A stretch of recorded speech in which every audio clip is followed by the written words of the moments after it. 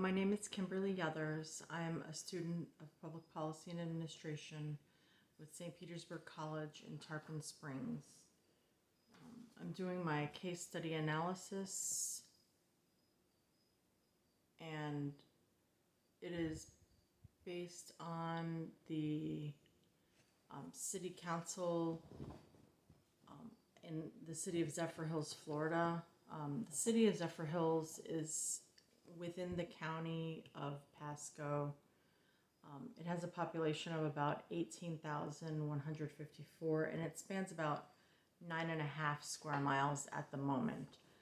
There's a lot of unincorporated property around the city that could potentially be part of the city in the future, depending on what development is done on the land. So the annexation is actually governed by the state of Florida, and it's section 171.044 Florida statutes. That provides the regulations and the noticing requirements for annexation. Cities are allowed to adopt their own regulations as long as it does not conflict with what's in the state's statute. It can be more restrictive, but it cannot, like I said, it cannot be a conflict. So the Zephyr Storage LLC had interest in building a storage facility on property that is located within the city of Zephyr Hills, but on an unincorporated enclave.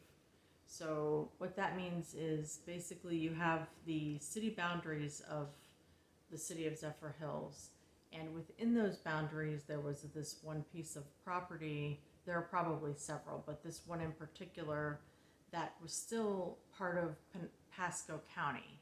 It had not been brought into the city by means of ordinance or court order or anything like that. So it created an enclave, so it was surrounded by properties that had already been incorporated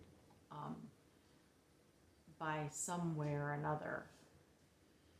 And it was in the best it's in the best interest of both the city and the property owner to annex for purposes of providing services to the property owner and for development of the project.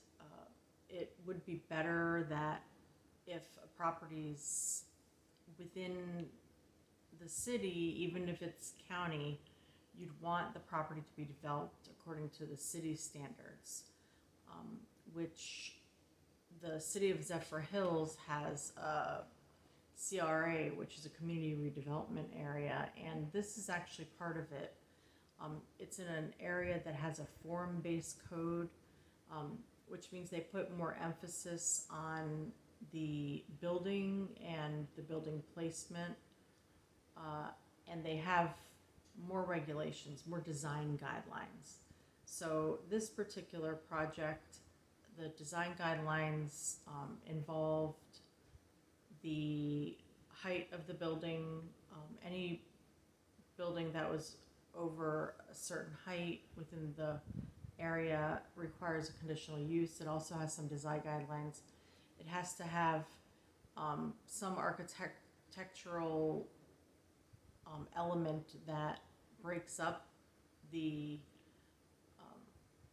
building so that it's not just a giant box. What they want in their community is to have architectural interest. So that actually benefited the city, and the property owner needs services from the city, so it benefits the property owner as well.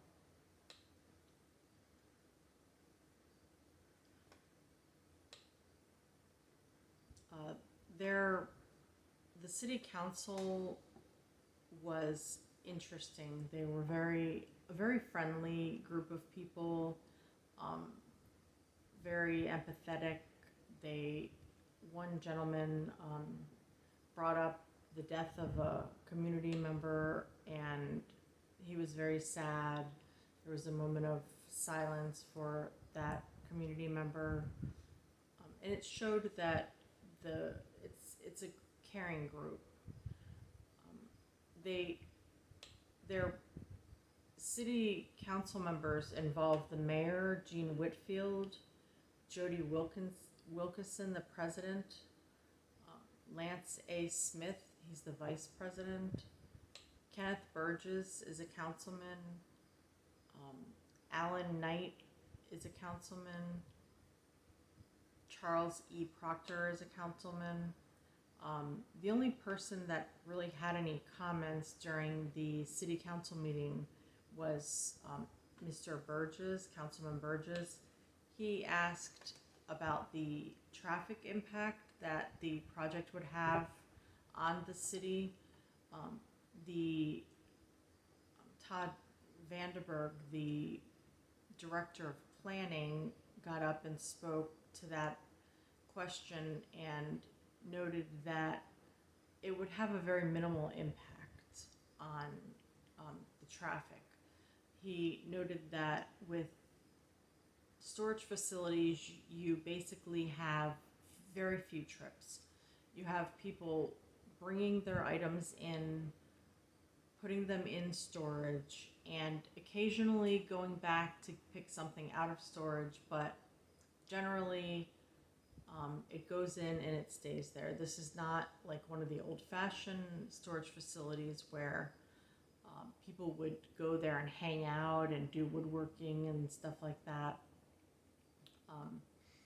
It's an indoor type facility that they don't facilitate any type of high traffic impacts.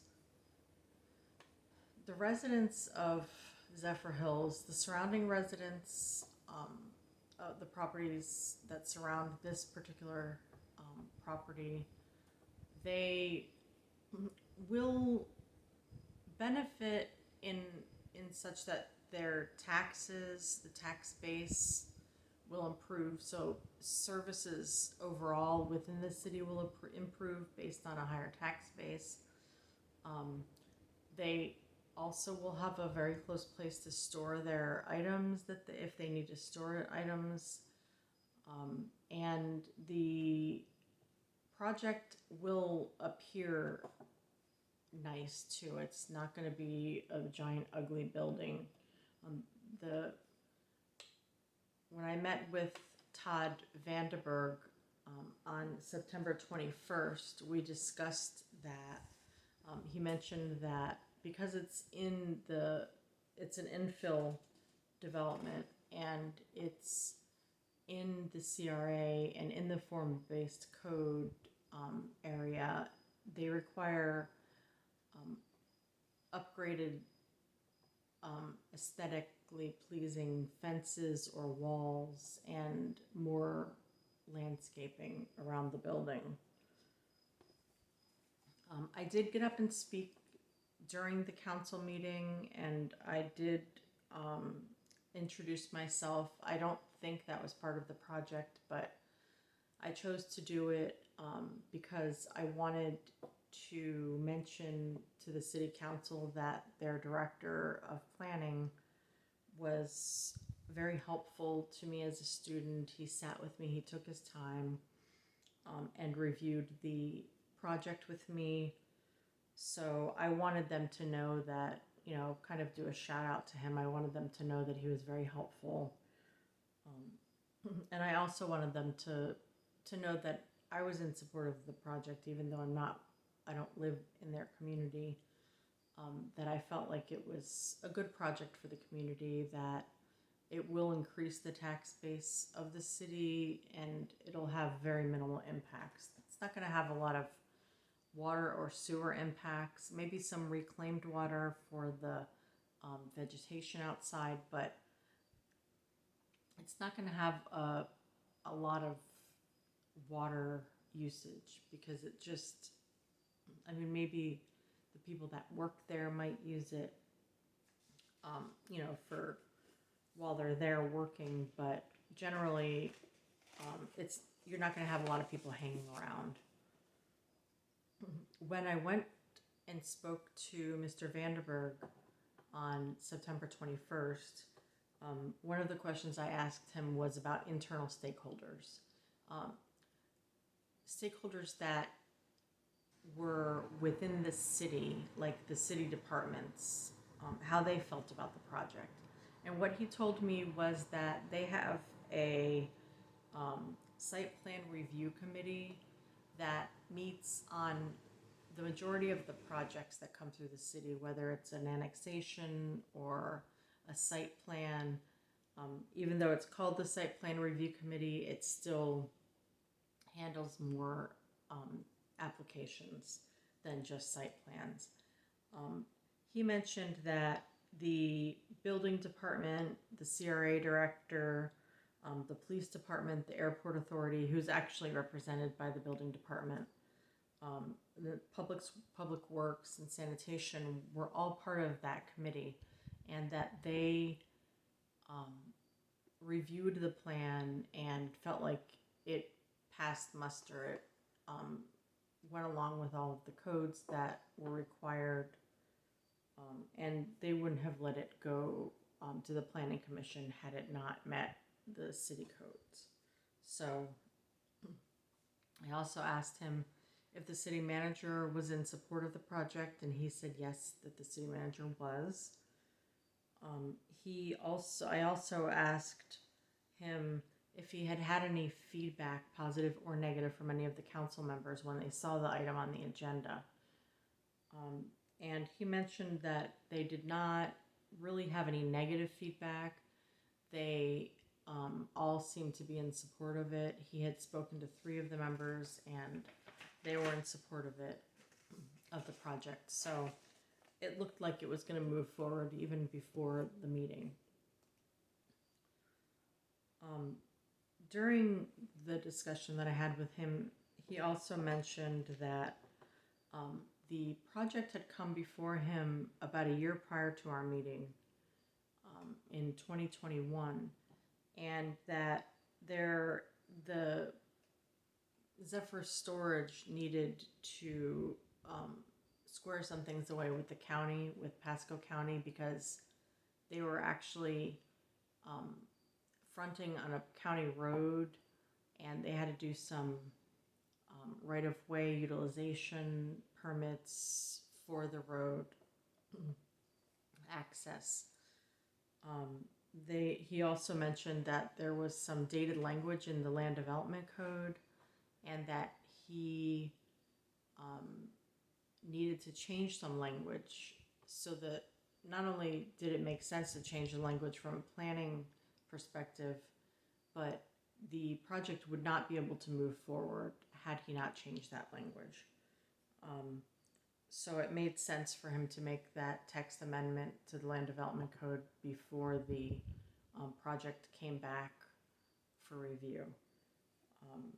So the project's been in the works for a while. The annexation was passed upon first reading. There really were no objections from any citizens, or any questions even from citizens. And I, again, believe that the project is a positive project. It's not going to have a lot of impacts, and it will improve the tax base. So, thank you. Have a nice day.